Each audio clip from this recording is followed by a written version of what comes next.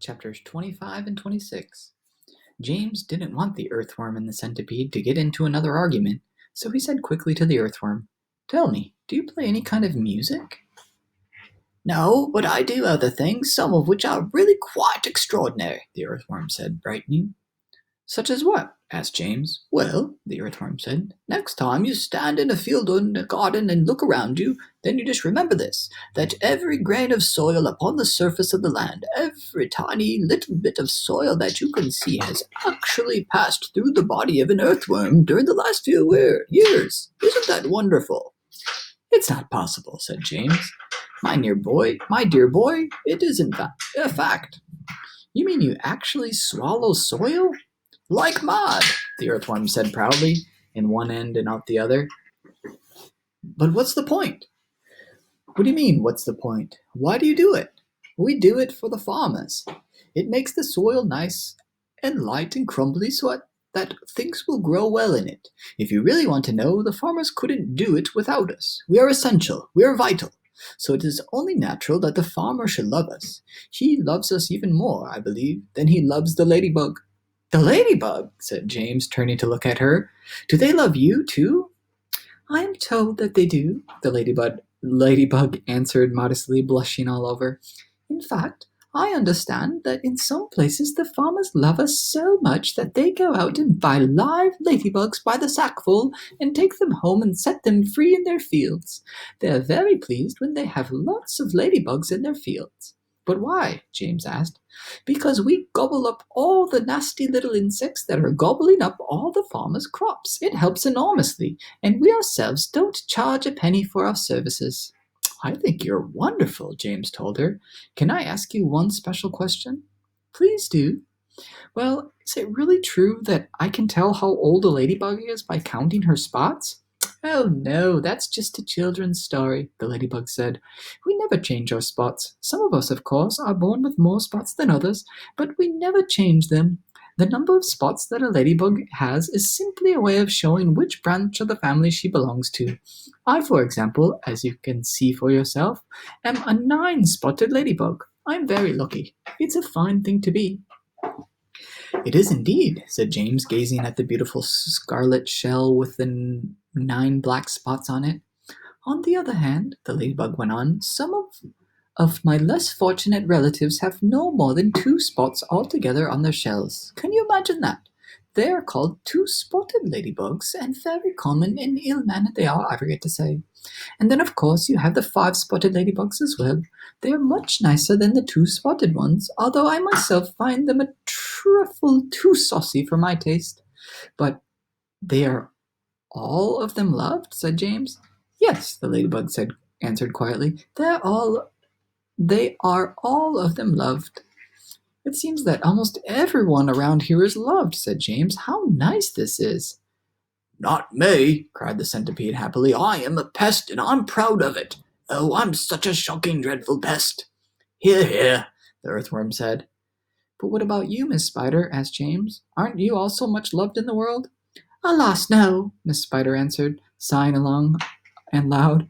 "I'm not loved at all, and yet I do nothing but good. All day long I catch flies and mosquitoes in my webs. I'm a decent person." "I know you are," said James. "It's very unfair the way we spiders are treated," Miss Spider went on. "Why, we only last a week in our own horrible unspoilage.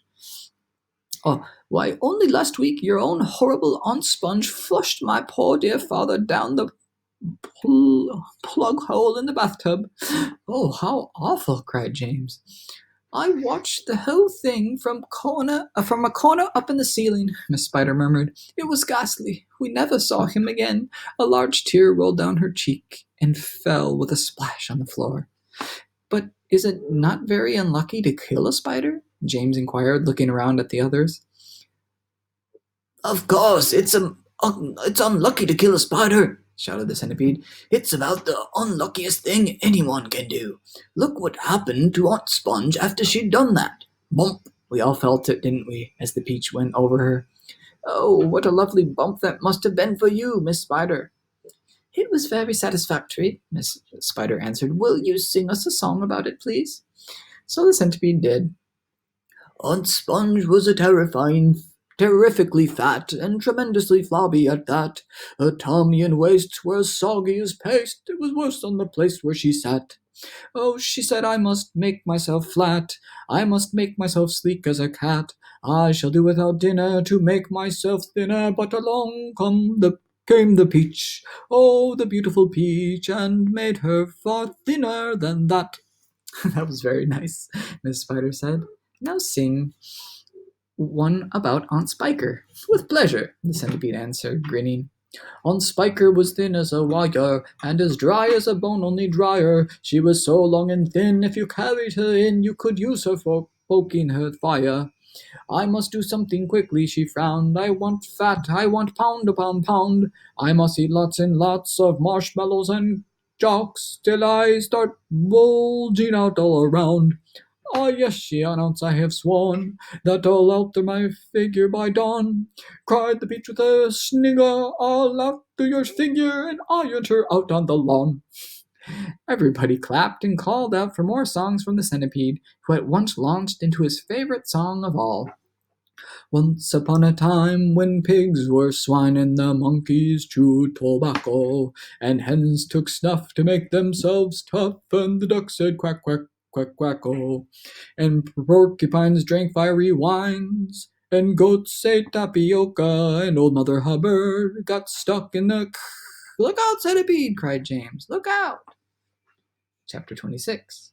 The centipede, who had been dancing wildly around the deck during this song, had suddenly gone too close to the downward curving edge of the peach, and for 3 awful seconds he had stood teetering on the brink, swinging his legs frantically in circles in an effort to stop himself from falling over backward into space. But before anyone could reach him, down he went! He gave a shriek of terror as he fell, and the others, rushing to the side, peering over, saw his poor long body tumbling over and over through the air, getting smaller and smaller until it was out of sight. Silkworm! Yelled James. Quick, start spinning!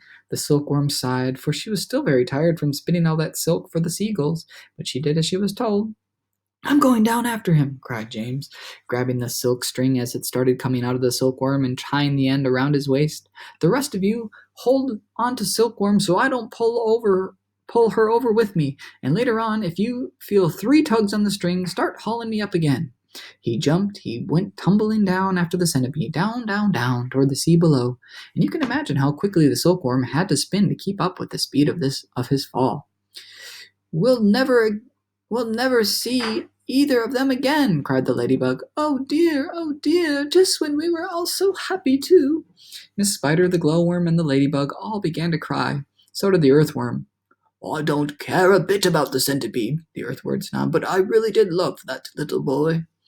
Very softly, the old green grasshopper started to play the funeral march on his violin, and by the time he had finished, everyone, including himself, was in a flood of tears. Suddenly, there came 3 sharp tugs on the rope. Pull! Shouted the old green grasshopper. Everyone get behind me and pull! There was about a mile of string to be hauled in, but they all worked like mad, and in the end, over the side of the peach, there appeared a dripping wet James with a dripping wet centipede clinging on him tightly with all 42 of his legs. He saved me, gasped the centipede. He swam around in the middle of the Atlantic Ocean until he found me. My dear boy, the old green grasshopper said, patting James on the back, I do congratulate you. My boots, cried the centipede. Just look at my precious boots. They're ruined by the water. Be quiet, the earthworm said. You're lucky to be alive. Are we still going up and up? Asked James. We certainly are, answered the old green grasshopper. And it's beginning to get dark. I know, it'll soon be night. Why don't we all go down below and keep warm until tomorrow morning? Miss Spider suggested. No, the old green grasshopper said. I think that would be very unwise. It will be safer if we all stay up here through the night and keep watch. Then, if anything happens, we shall anyway be ready for it.